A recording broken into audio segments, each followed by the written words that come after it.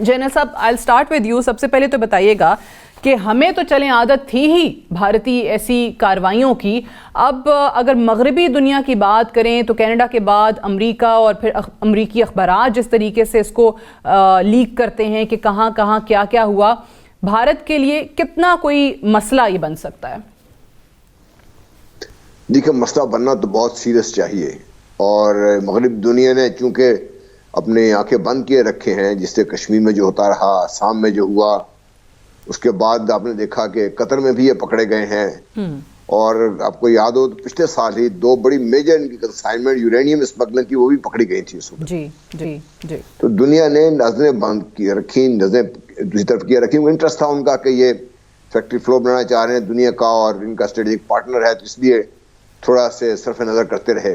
लेकिन अब आग उनके अब खुद घर तक पहुंच चुकी है, तो उम्मीद तो ये करनी चाहिए कि काफी सीरियस इसके ऊपर एक्शन लिया जाएगा, और भारत को अपने ये जो अज़ाइम है, जिसके तहत वो समझता है कि इस खिते की चौधराहट तो उसे मिली गई है, इस खिते से बाहर निकलने का भी उसका हक है, तो उसको रोकने के लिए मेरा ख्याल है मगरबी दुनिया की भी आंखें खुल जानी चाहिए। और मैं बहुत पहले से ये बात कर रहा हूँ कि भारत को अगर कंट्रोल न किया गया तो ये बेहमौत दुनिया को अपनी लपेट में ले लेगा, क्योंकि जो इनके अज़ाइम है और अज़ाइम के रास्ते में जो भी रुकावट है उसको दूर करने के लिए जो कुछ भी ये कर रहे हैं, वो हमें तो पता है जिस तरह आप कह रही हैं। पाकिस्तान के साथ तो ये हो रहा है, पाकिस्तान तो डील कर रहा है इसके साथ, लेकिन अगर ये आग भड़केगी, जिससे बार बार हम कह भी चुके हैं, तो ये फिर खिता, इसमें सिर्फ खिता नहीं रहेगा, बाकी शायद दुनिया भी मुतासर होगी, बड़ी सीरियसली मुतासर होगी। और जिसके लिए बहुत जरूरी है कि मगरबी दुनिया भारत के ऊपर न सिर्फ दबाव डाले, बल्कि इसकी ज्यादतियां हैं जिसके से इसने कश्मीर में, आसाम में मुसलमान के साथ किया है, ये अपने मुल्क के अंदर जिससे के मुसलमान के साथ जो काम कर रहा है, जिस तरीके से ये दूसरी इसकी कार्रवाइयां हैं, जासूसी कार्रवाइयां, कतर में पकड़े गए हैं इसके बंदे, उनको मौत की सजा मिली है। मगरबी दुनिया के बाकी ममालिक भी इसके टारगेट बने हुए हैं, तो इसको रोकने का वक्त है। अगर नहीं रोका गया तो फिर पाकिस्तान तो डील कर रहा है, कर लेगा इनके साथ, दुनिया के लिए बहुत मुश्किल हो जाएगी इसके लिए। बिल्कुल ठीक है। ये जो 2 दौरे हुए हैं सीनियर हुकाम के इंडिया के, चाहे उनका डायरेक्टर नेशनल इंटेलिजेंस हो या CIA डायरेक्टर हो, उसको किस तरीके से देखते हैं?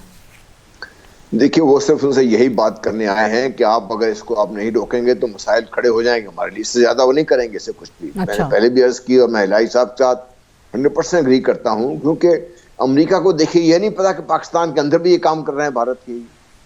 आप गुज़श्ता देखिए ना, कुछ चंद अरसों से रिपोर्ट्स आ रही हैं कि जो 80 की दहाई में मुबैना तौर पर जो लोग जहाद कश्मीर में जिनका लिंक था, तकरीबन 11 ऐसी टारगेट किलिंग हुई है पाकिस्तान में। पाकिस्तान ने इस मसले में भी कोई खास कदम तो नहीं उठाया, लेकिन जो पाकिस्तान ने जिस तरीके से मिसहैंडल किया यादव का केस, हम इस सारा कुछ को केस को बना के दुनिया के सामने हम लेके जाएंगे तो बात बनेगी। अमेरिका भारत का इंटरेस्ट बहुत ज्यादा है।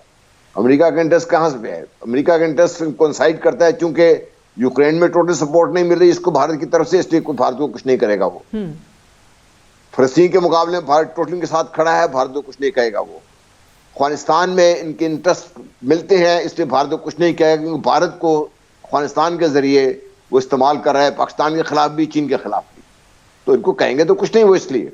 लेकिन ये वक्त ये है कि अब हालात तब्दील हो रहे हैं इंटरनेशनली। अब देखिए, पूरी दुनिया इस वक्त यहूदियों के खिलाफ भी उठ खड़ी हुई है, और यहूदी खुद भी अपनी रियासत के खिलाफ उठ खड़े हुए हैं, और ये मगरबी दुनिया की हुकूमतों को ये मसला बना हुआ है कि प्रोटेस्ट को कैसा रोकें।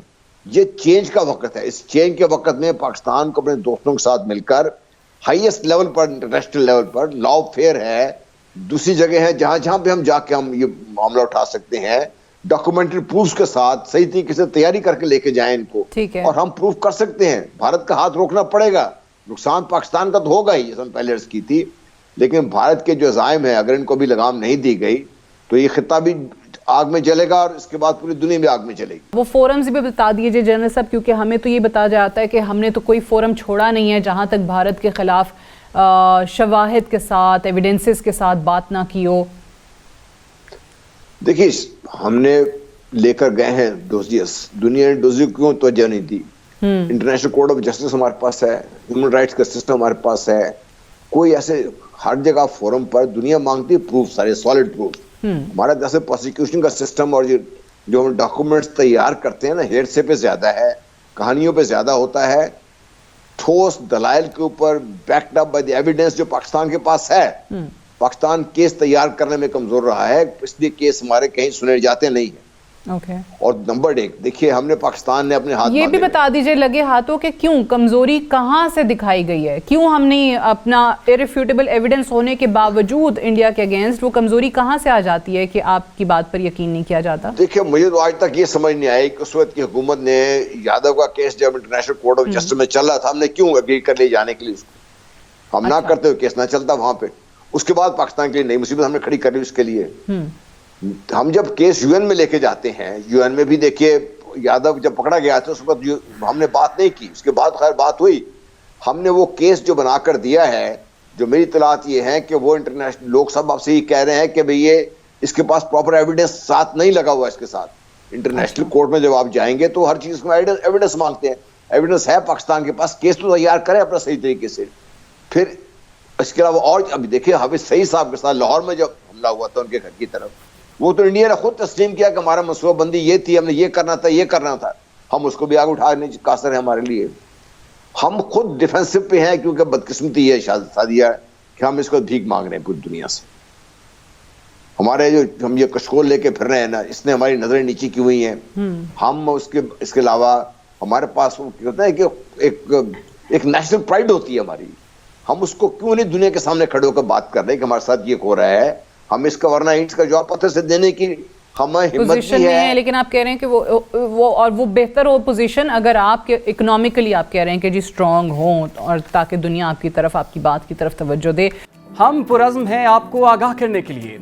अगर आप दुनिया भर से हासिल होने वाली इत्तलात, मालूमात और ख़बरें जानना चाहते हैं तो अभी सुनो न्यूज़ का YouTube चैनल सब्सक्राइब करें और बेल आइकन पर क्लिक करें।